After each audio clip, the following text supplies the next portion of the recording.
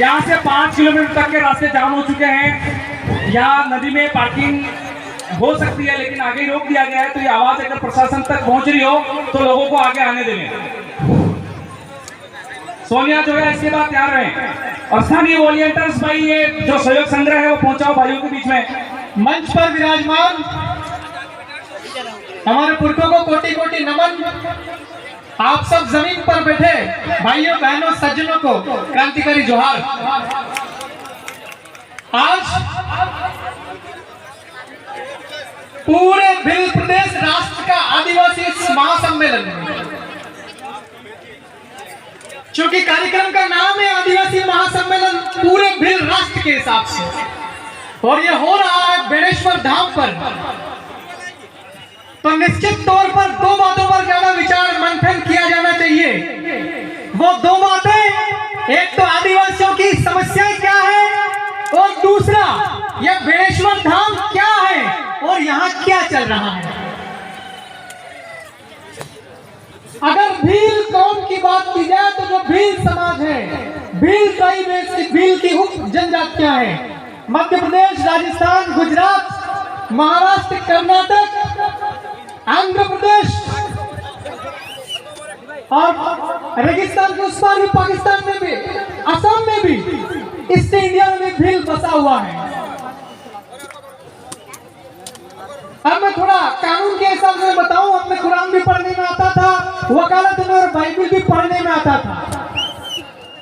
पूरी दुनिया का सबसे बड़ा मजहब है, उसका नाम है ईसाई।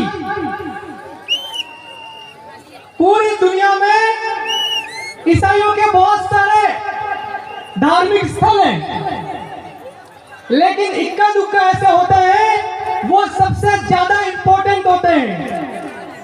एक दो स्थल ऐसे होते हैं वो ज्यादा, सबसे ज्यादा वैल्यू वाले होते हैं। तो मेरा तमाम लाखों लोगों से एक सवाल है कि पूरे भारत में भील फैला हुआ है, उस दुनिया में भी फैला हुआ, बांग्लादेश के अंदर ढूंढोगे तो भील मिलेगा, लेकिन इस्लाम में जिस प्रकार मक्का और मदीना है उस टाइप से पूरी दुनिया में फैला हुआ इस भील के लिए क्या है? बेणेश्वर। तो जो सीनियर साथी लोग, सज्जन विचारक हैं, आपसे मेरा विनती है जब आपका बारी आए तो ठीक से समझावे। ये संदेश पूरी दुनिया में जाना चाहिए, खास करके हर भील के पास, कि बेणेश्वर क्या है। ईसा मसीह का देख लो, चाहे बेथलेहम होए चाहे यरूशलेम होए, एक समय ऐसा आता है पूरी दुनिया के ईसाई लोग इकट्ठा होते हैं। क्रिसमस का त्योहार आता है, सारे ईसाई लोग उसको मनाते हैं। तो हमारे समाज भील कौम है, भील कम्युनिटी सबसे पुराना है, सबसे प्राचीनतम समाज है। क्या इस समाज के अंदर जो कमियां हैं, गड़बड़ियां हैं, खामियां हैं, इसको ठीक कौन करेगा? क्या इलाहाबाद से कोई पंडित आएगा? क्या काशी के घाट के लोग आएंगे? तो मैं पढ़ा लिखा होने के नाते मुझे कमी खामी दिख रही थी कि भाई हमारे समाज के अंदर, अध्यात्म के अंदर में जो बीमारी है उस बीमारी को दूर किया जाना चाहिए। बहुत बड़ी बीमारी तो नहीं है, लेकिन हमारे जो अध्यात्म प्राचीनतम है, प्रकृति को मानने वाला समाज है, इस प्रकृति को मानने वाले समाज के अंदर में लोगों ने गैर आदिवासियों ने समाज की आध्यात्मिकता को प्रदूषित करने का काम किया। इस प्रदूषण को दूर करने का काम करना पड़ेगा। हमारी संस्कृति को शुद्धिकरण होना चाहिए। हमारी आध्यात्मिकता जो है सचमुच में प्रकृति को मानने वाली, उसमें सुधार होना चाहिए। रहा सवाल जमीन बचाने का, तो हम जब जैसा लगे वैसा करना चाहिए। अगर कानून के सहारे हमें कुछ मिलता है, असेंबली, विधानसभा, लोकसभा के अंदर में अगर हमारी सुनवाई होती है तो ठीक है, नहीं होती हो तो भी कोई बात नहीं।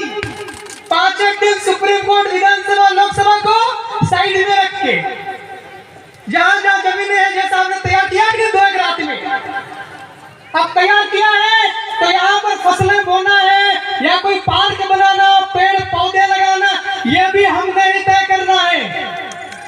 डूंगरपुर का जिला प्रशासन या बांसवाड़ा के जिला प्रशासन को अनुमति लेने की बिल्कुल जरूरत नहीं है। हाँ, कौन से कोने में मालजी महाराज की प्रतिमा रहेगी, कौन से कोने में कौन सा पुरखा रहेगा, कहाँ पर राणा पुंजा, कहाँ बिरसा मुंडा टंटे मामा बैठेगा, ये आपको तय करना है। मगर हाँ, इधर बजरंग बली, इधर श्री राम जी, लक्ष्मी माता, कालका माता, यह काम बंद करना पड़ेगा। यह करने की वजह से ही आज ये सबसे पवित्रतम स्थल के ऊपर ये दुविधा है जमीन बचाने की। हमारे जो पुरखे हैं उनकी बात पहले होना चाहिए।